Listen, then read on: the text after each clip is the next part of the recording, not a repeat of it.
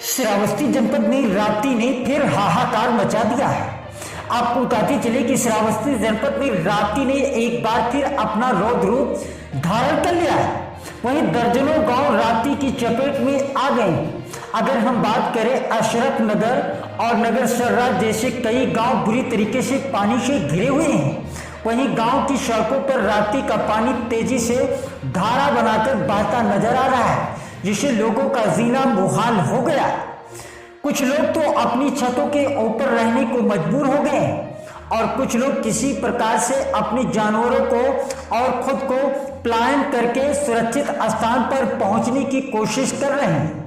वहीं नेपाल में लगातार हो रही रुक रुक की बारिश के चलते राप्ती नदी भी उफान पर आ गई है, जिसके चलते श्रावस्ती जनपद में बह रही राप्ती नदी खतरे के निशान के ऊपर अब बहने लगी है। जहां राप्ती को 127.70 पर बहनी चाहिए थी, वहीं राप्ती नदी इस समय 128.15 पॉइंट पर बह रही है, जो कि खतरे के निशान से 45 सेंटीमीटर ऊपर है, जिसके चलते राप्ती के तट पर बसे दर्जनों गांवों पर पानी से घिर गए हैं। सभी गांवों में खतरा मंडराने लगा।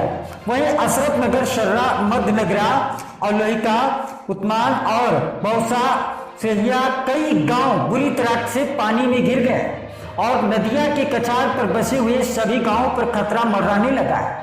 सभी लोगों को अब सुरक्षित रहने की जरूरत है।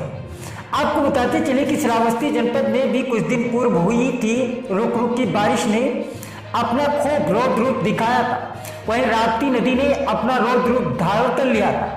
कई लोगों के मकान को अपनी चपेट में ले लिया था। वहीं फिर एक बार नेपाल के पानी छोड़ने से राप्ती नदी उफान पर है। राप्ती बैराज ने अपना विकराल रूप धारण कर लिया। वहीं राप्ती नदी के तट पर बसे हुए लोगों के ऊपर अब खतरा मंडराने लगा। वहीं राप्ती नदी के आसपास बसे लोग अब दहशत में। कुछ लोग तो अपने आप को और अपने जानवर को ले जाकर सुरक्षित स्थानों पर पलायन करने की सोच रहे हैं।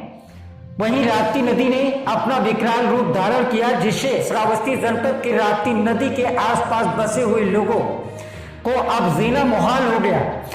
वैसे लोगों में दहशत है कि राप्ती नदी का पानी इतना तेजी से बढ़ रहा है, जिससे अब लोग पानी से घिरे हुए और लोगों के अंदर दहशत है। वहीं कुछ लोग अपने आप को और अपने जानवरों को ले जाकर सुरक्षित स्थान पर पलायन करने की सोच रहे हैं और कुछ लोग अपने परिवार को लेकर छतों पर रहने से मजबूर हो गए हैं।